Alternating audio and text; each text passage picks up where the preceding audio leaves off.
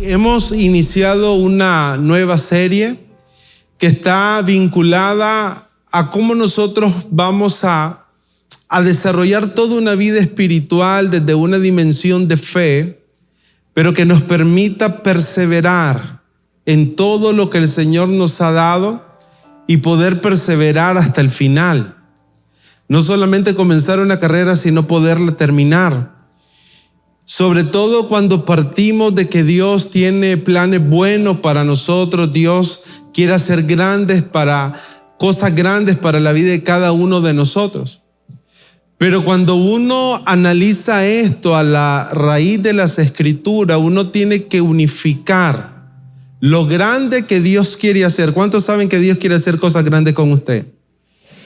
Lo tiene que vincular también a que esas cosas grandes en muchas ocasiones van a requerir que tengamos que enfrentar algunas batallas.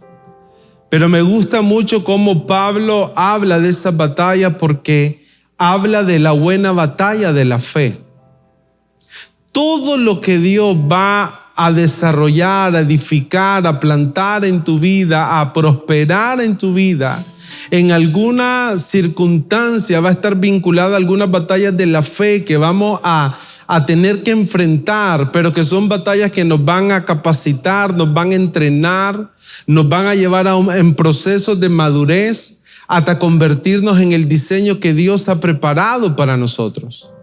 Pablo le dice a Timoteo en 1 Timoteo 6:12, Pablo hablándole a su discípulo, a su verdadero hijo en la fe, Timoteo: pelea, diga conmigo, pelea la buena batalla de la fe, echa mano de la vida eterna, a la cual asimismo fuiste llamado, habiendo hecho la buena profesión delante de muchos testigos. Pablo le está hablando a Timoteo desde la perspectiva como cuando un entrenador le dice a su equipo: necesitas pelear, necesitas esforzarse, necesitas prepararte con esfuerzo, con energía, con dedicación, porque va a enfrentar algunas circunstancias que no tienen como propósito terminar algo, sino perfeccionar lo que Dios ha comenzado en nosotros. Esa palabra pelear quiere decir, Pablo le está diciendo a Timoteo: Timoteo, necesito que puedas ver la vida desde una actitud donde todo lo que Dios va a hacer en nuestra vida requiere esfuerzo. Diga conmigo, esfuerzo. Requiere intensidad, requiere empeño, requiere energía, requiere hacer que las cosas que parecieran imposibles sean posibles. Esa palabra pelear quiere decir muchas cosas en la vida no se van a dar si usted y yo no nos implicamos, si usted y yo no tomamos procesos de continuo esfuerzo y dedicación hasta ver cumplidas las cosas que Dios ha preparado en nosotros. Entonces yo quiero que pueda ver esto esta noche. Dios quiere hacer cosas grandes contigo, amén. Pero hay algo que se va a requerir de nosotros. Hay situaciones que vamos a necesitar enfrentar. Hay una vida que vamos a requerir construir. La vida se construye, la vida espiritual se edifica. Todos los grandes sueños de Dios que ha preparado para tu vida lo vamos a ir construyendo a lo largo de la vida a través de este ejercicio donde nos conectamos con una batalla de fe que necesitamos liberar y que necesitamos alcanzar. Dios nos ha dado propósito, Dios ha depositado dones en nuestra vida, Dios nos ha habilitado con recursos, pero todo eso se va vinculando a diferentes etapas y procesos de nuestra vida que cuando lo vamos armando como quien arma un rompecabezas, vamos construyendo la historia de nuestra vida, conectándonos con lo que Dios quiere hacer a través de nosotros, conectándonos con ese diseño.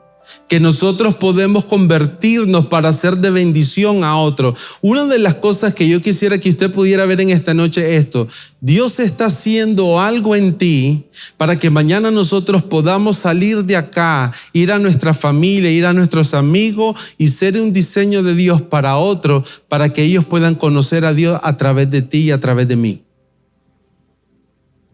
Pero dígale al que está a su lado: tienes que pelear la buena batalla de la fe. Hay asuntos que tienen que ver con Dios. Dígale al que está a su lado: hay asuntos que tienen que ver con Dios, pero hay asuntos que tienen que ver contigo. Los sueños de Dios no los podemos dimensionar como asuntos que Dios va a hacer solamente en nuestra vida. Los sueños de Dios los tenemos que dimensionar también como acciones que son requeridas de parte de nosotros para que podamos alcanzar esos sueños. Y ahí es donde el jueves pasado entramos con la historia, con la vida de José, porque la vida de José es una historia, yo creería que una de las historias más enriquecedoras cuando uno trata de ver la vida de personas que puedan hablar a nosotros de cómo Dios actuó a través de ellos, pero de cómo Dios a través de diferentes etapas, temporadas, viene procesando una vida hasta llevar a José a alcanzar un sueño, alcanzar un destino, alcanzar un propósito en Dios. José recibe un sueño a la edad muy joven, pero es un sueño que se logra materializar, se llega a convertir en realidad.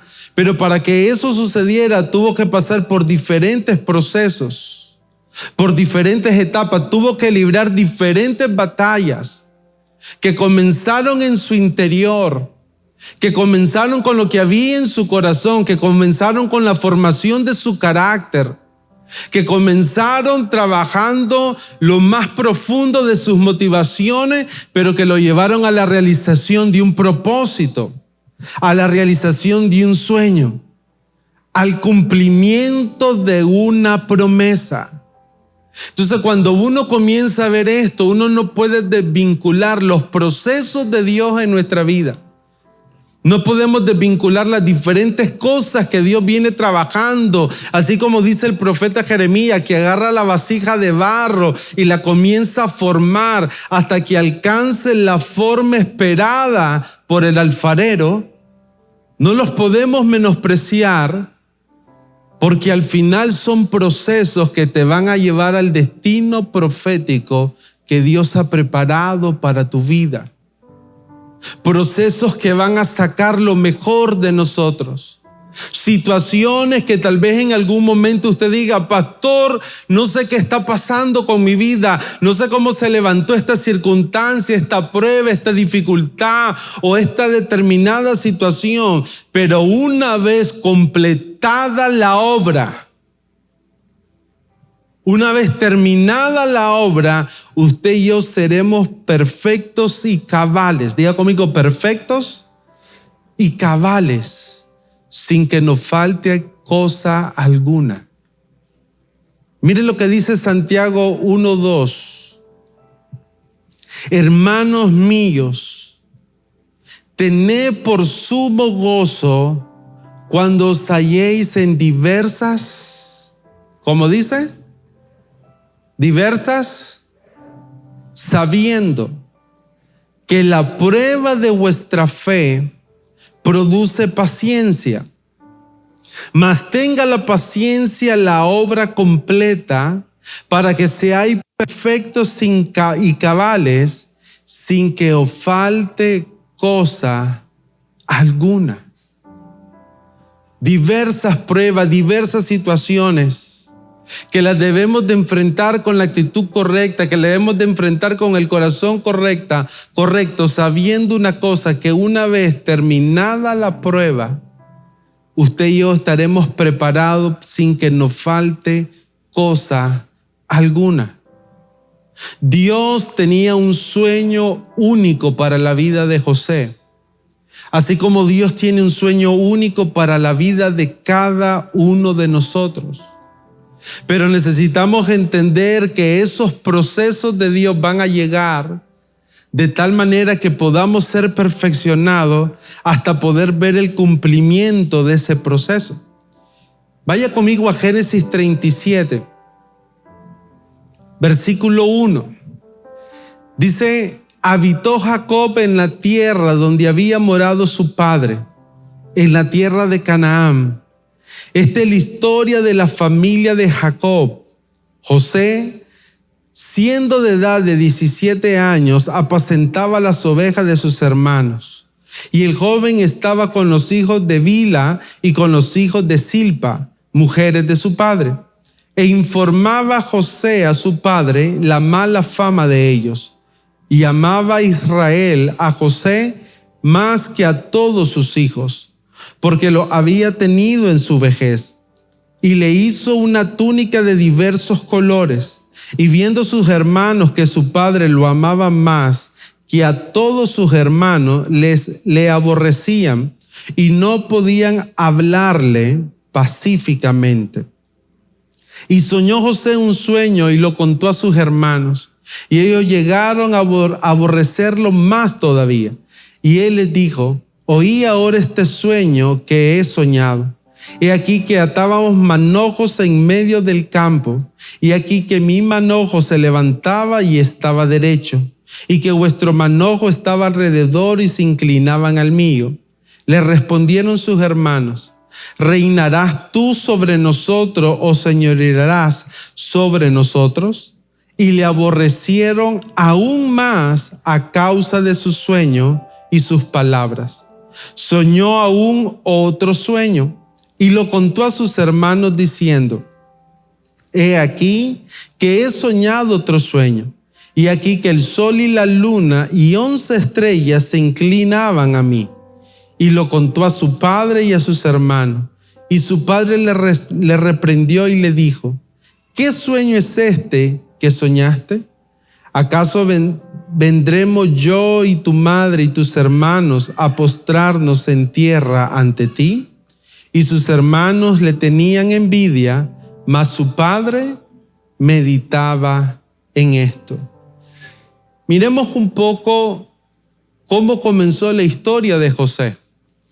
Y me llama mucho la atención porque los versículos que leíamos comienza diciendo el versículo 2, esta es la historia de la familia de Jacob.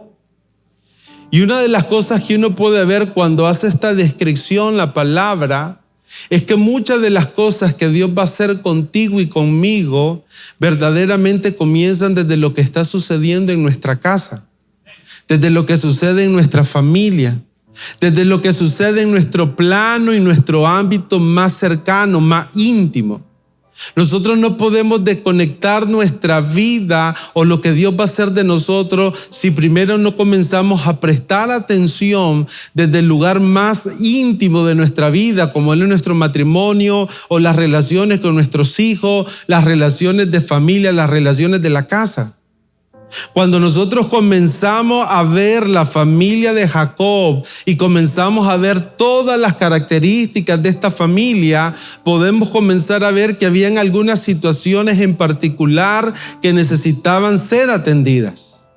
José creció siendo claramente el hijo favorito de su padre Jacob. ¿Cuánto de esto representó verdaderamente situaciones que afectaron la vida de José, que afectaron la relación con sus hermanos, que afectaron la relación en la casa, pero que estaban poniendo en riesgo lo que Dios había puesto en el corazón de José, que era un sueño de Dios? José tenía un sueño de Dios, tenía una revelación profética de Dios de lo que él se iba a convertir. Él se iba a convertir en la respuesta para su casa, para su familia y para la nación de Israel. Él iba a ser la provisión de Dios para cuando la crisis llegara. Hay muchos de nosotros que estamos siendo procesados, pero Dios va a hacer de nosotros una provisión para muchos. Pero ¿sabe dónde comenzamos a resolver los asuntos? Los comenzamos a resolver desde la casa. José era el hijo favorito de su padre. Hay muchas cosas que pudiéramos decir de esto, porque la primera pregunta que tendríamos que meditar es cómo esto afectó la vida de José. ¿Qué estableció el favoritismo de su padre en José? ¿Qué fue lo que estableció en su corazón? Cuando comenzamos a meditar un poco en esto, nos vamos a dar cuenta que estableció en José un corazón orgulloso, un corazón que resistía a sus hermanos, un corazón que no lo estaba permitiendo ver cómo él iba a ser usado como un instrumento de Dios. La Escritura dice que Jacob amó más a José que a sus otros hermanos.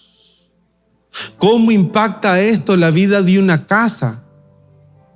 ¿Cómo impacta esto la vida de una familia?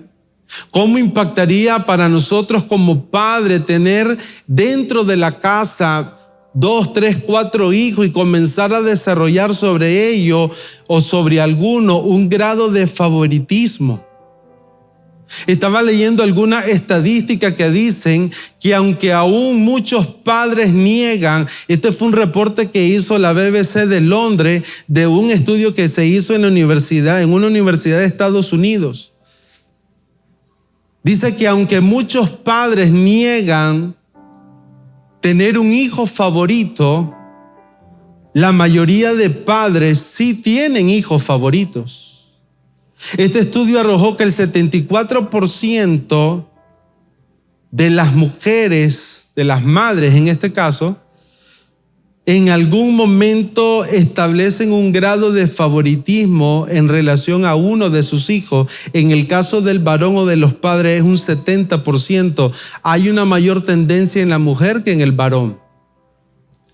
Pero el estudio también arrojaba que cuando nosotros desarrollamos esa mentalidad, establecemos dentro del hogar un ámbito de competencia, un ámbito de preferencia que marca la vida de nuestros hijos.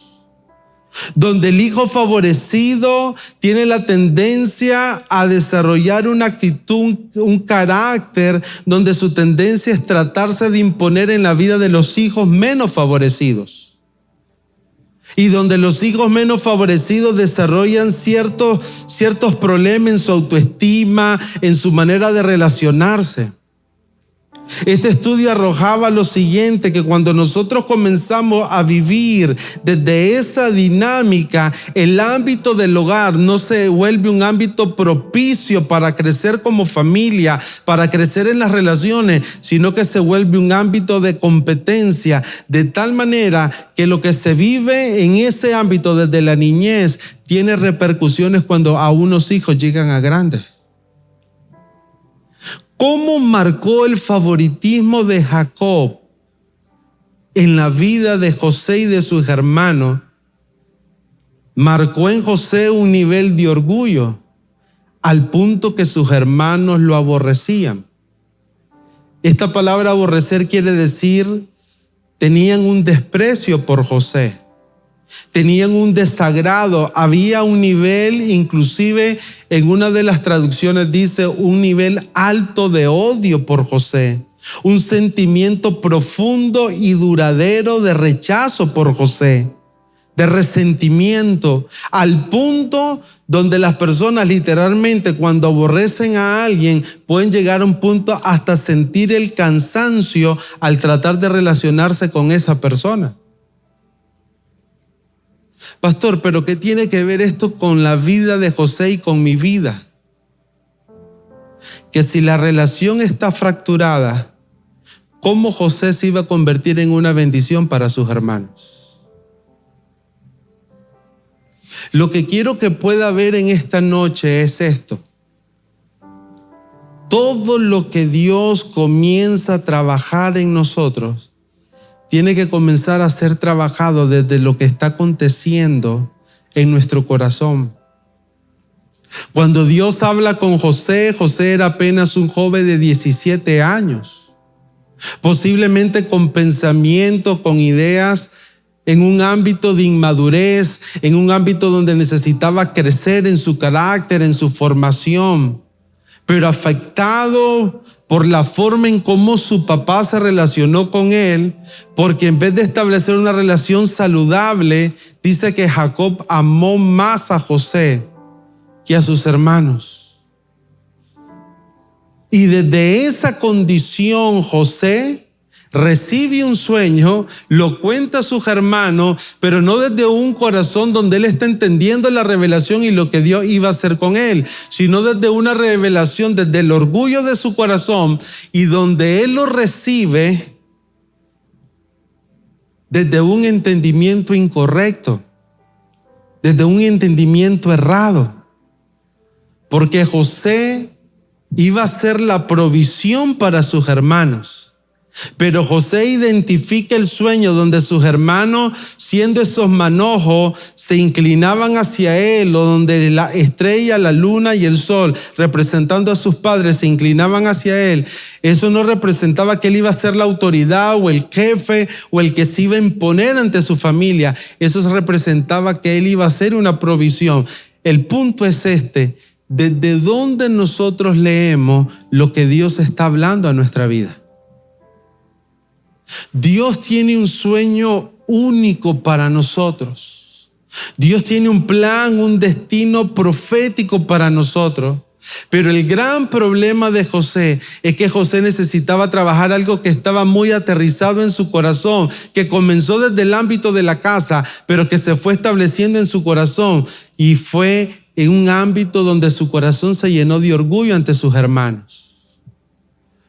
Comenzó a alardear, comenzó a sentirse el superior, comenzó a tratar de controlarlo todo.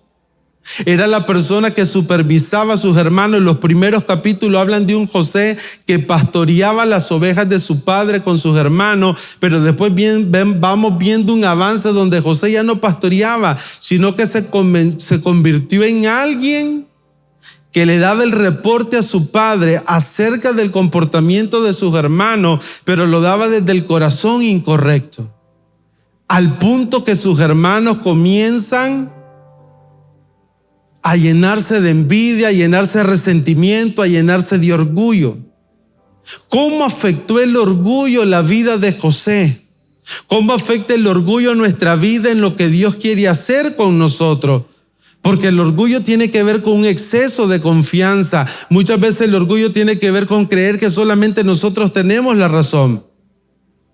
Muchas veces el orgullo tiene que ver con el entendimiento de que no podemos cometer errores, de que siempre hacemos las cosas de manera correcta.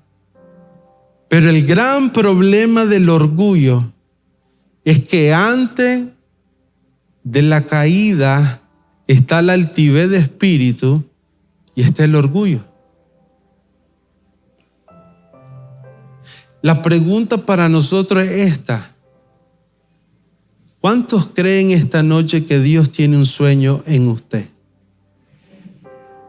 La segunda pregunta sería esta: ¿qué Dios necesita procesar en tu corazón hoy? Sea algo que parte desde lo que está aconteciendo en tu casa, con tu matrimonio, con tus hijos, con tus relaciones interpersonales, con las relaciones con tus hermanos dentro de casa, con las relaciones dentro de la iglesia. ¿Cuántos creen que tienen un llamado de Dios en esta iglesia? ¿Qué Dios necesitaría procesar hoy en tu corazón? Yo te hago una pregunta: ¿cuál es la manera que nosotros vemos a nuestros hermanos?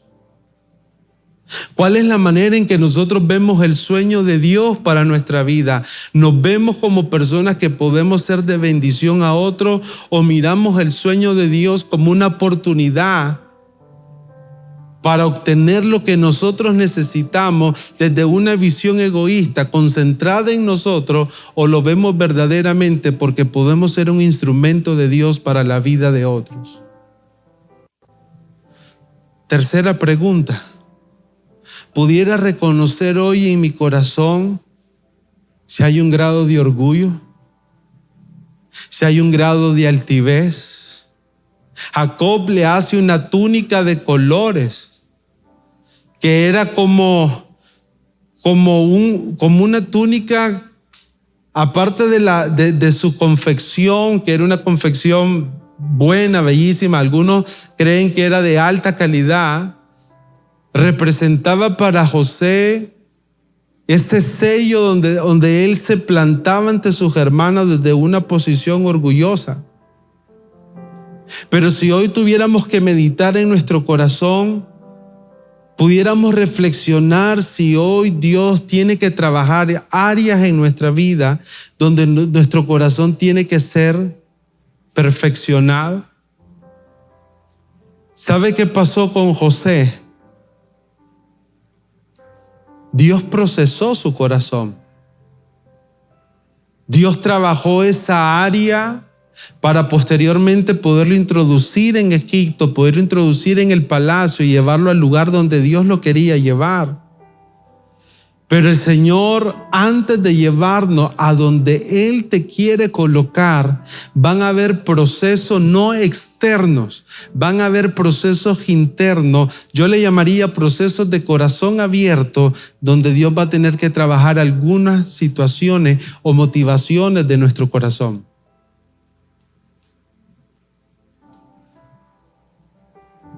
Dios va a trabajar profundamente en nuestro corazón. Santiago capítulo 4, versículo 6 dice: pero Él, hablando de Dios, pero Él da mayor gracia. Por esto dice: Dios resiste a los soberbios y da gracia a los humildes. Someteos pues a Dios y resistid al diablo, y Él huirá de vosotros. Acercaos a Dios, y Él se acercará a vosotros. Dios iba a tratar con el orgullo de José, porque el orgullo tiene que ser confrontado. Génesis 37:12 después dice que los hermanos de José fueron a apacentar a las ovejas de su padre en Siquem. Versículo 18. Y cuando ellos vieron de lejos, antes que llegara cerca de ellos José, conspiraron contra él para matarlo. Y dijeron el uno al otro: he aquí viene el soñador. Ya conmigo, he aquí viene el soñador. Ahora pues vení y matémosle y echémoslo en una cisterna, y diremos: alguna mala bestia lo devoró, y veremos qué será de sus sueños. José es llevado, es introducido, lo tiran en un pozo, le es quitada la túnica de colores, después la mezclan con sangre de animal, la llevan donde el papá, diciendo que José había muerto. Pero lo que yo quisiera que pudiera meditar es esto: ¿qué provocó que José cayera en el pozo? Y la segunda pregunta sería: ¿qué nosotros podemos aprender cuando llegamos a esa situación compleja como la que llegó José? ¿Qué representaba el pozo para José? Porque cuando José llega al pozo, pareciera literalmente como que todo lo que Dios le había presentado, le había revelado, se había acabado. Cuando José llega al pozo, básicamente es como el símbolo de decir: ya no tengo más oportunidad, todo ya no va a funcionar, voy a perder la vida acá, mis opciones son limitadas, ya no hay esperanza para mí. ¿Qué representaba el pozo para José? El fin de la historia. Porque antes de la caída está la soberbia. Sin embargo, el pozo, desde la perspectiva de Dios, no era el final de la historia. El pozo, desde la perspectiva de Dios, para José era uno de los momentos más importantes, porque era la oportunidad de José de poder reflexionar. Preste atención aquí, lo que le llevó a ese lugar. Hay situaciones que pueden llegar a nuestra vida que van a parecer muy complejas, muy difíciles. Cuando esas situaciones llegan, nosotros tenemos que tener el cuidado de no justificarnos en medio de esas situaciones. Necesitamos tener el cuidado de no culpabilizar a otro. José pudo haber culpabilizado la vida de sus hermanos, haber responsabilizado a sus hermanos. No fue una acción correcta. Los hermanos no hicieron algo correcto, pero más allá de lo que puedan hacer otros, sea bueno, sea malo, la reflexión en el pozo tiene que ser una sola cosa. Desde mi perspectiva, desde lo que yo he hecho, desde lo que yo he actuado, ¿cuáles fueron las situaciones o las condiciones que me llevaron a estar en el pozo? Cuando nosotros estamos en una situación que literalmente nos sentimos como que estuviéramos en el pozo, nos podemos desanimar, nos podemos frustrar, nos podemos deprimir. Puede llegar ese sentimiento de no querer seguir avanzando. Pero aún en medio de esa situación difícil, nosotros necesitamos tomar la enseñanza de Dios. Nosotros necesitamos tener el momento de meditación para poder entender lo que nos introdujo ahí y para poder provocar un cambio que nos saque de esa condición. Nada en nuestra vida llega por casualidad. Todo lo que acontece en nuestra vida llega desde una dimensión de las acciones que nosotros cometemos. Haber llegado al pozo tiene que ver con una sola cosa, y es reflexionar qué llevó a José y qué era lo que él necesitaba reflexionar y sanar para poder salir de esa condición.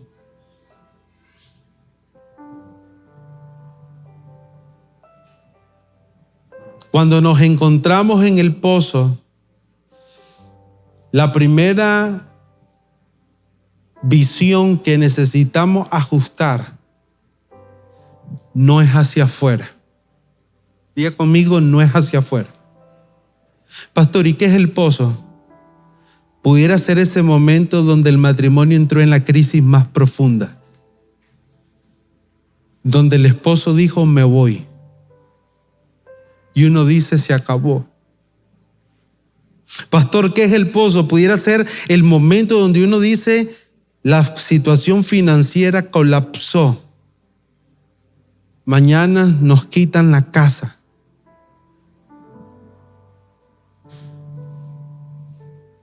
¿Qué es el pozo? El momento cuando de repente alguien dice, recibe la carta, artículo 45. A partir de hoy, prescindimos de sus servicios. Son esos momentos ceros donde uno dice, ¿quién podrá ayudarme? Pero escuche esto, hermano. En ese momento usted no necesita ver hacia afuera. La tendencia rápida es, José pudo haber dicho, estos hermanos míos son unos tremendos bandidos. Usted puede decir, no, es que el jefe no me quería. Usted puede decir, es que ese esposo que tengo es un sinvergüenza. Usted puede decir, es que la economía mundial. Le podemos echar la responsabilidad a cualquier situación o circunstancia. Pero ¿sabe cómo se sale del pozo? Haciendo una mirada hacia adentro. ¿Qué es lo que está aconteciendo en mi corazón que necesita ser restaurado? Y cuando comenzamos a meditar, y estoy plenamente convencido que la ayuda del Espíritu Santo va a estar contigo, Dios nos va a revelar aquellas cosas, no solo para mostrarlas, oiga bien, sino para poderlas cambiar. Hay algunos que podemos reconocer las faltas, los errores, las equivocaciones. Las reconocemos, pero de repente nos llenamos de culpa, de repente las justificamos y no las cambiamos.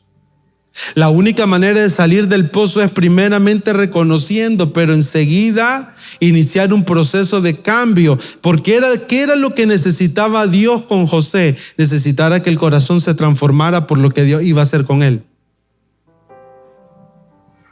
No solo era reconocer el error, la falta o lo que estaba pasando, era poder iniciar. El propósito central es que él pudiera cambiar todo lo que estaba pasando dentro de él.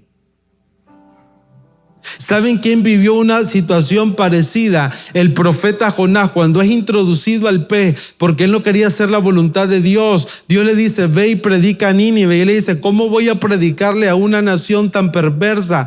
Dios toma toda una serie de acontecimientos, está dentro del pez, pero en medio del pez, dentro del pez, Jonás clama a Dios. Jonás se da cuenta de la necesidad de un cambio, de una transformación. Pastor, ¿cómo salimos del pozo? Viendo hacia adentro, reconociendo lo que puede estar mal, pero después clamando a nuestro Dios. Porque Dios no es un Dios de condenación. ¿Está aquí conmigo aún? Escúcheme bien, no importa lo que usted haya hecho. Cuando nos volvemos a Dios de todo corazón, hay una promesa que es vital y no solo es para un mensaje de salvación, porque la salvación no solamente tiene que ver con la vida eterna, no, la salvación, uno de los significados del griego de salvación es rescatado de un peligro. ¿Cuántos quieren ser rescatados hoy? ¿Saben qué dice la Escritura? Que Dios no vino a condenar al mundo. Hay algunos que se quedan en el pozo porque quedaron bajo un ámbito de culpa, de condenación. Me equivoqué, no lo voy a lograr, fallé, tomé decisiones incorrectas, estoy viviendo las consecuencias, ya no se puede más. No, Dios no es un Dios de condenación, Dios es un Dios de salvación. Él vino a rescatarte de todo peligro y no importa lo que te haya introducido en el pozo, Dios te puede levantar.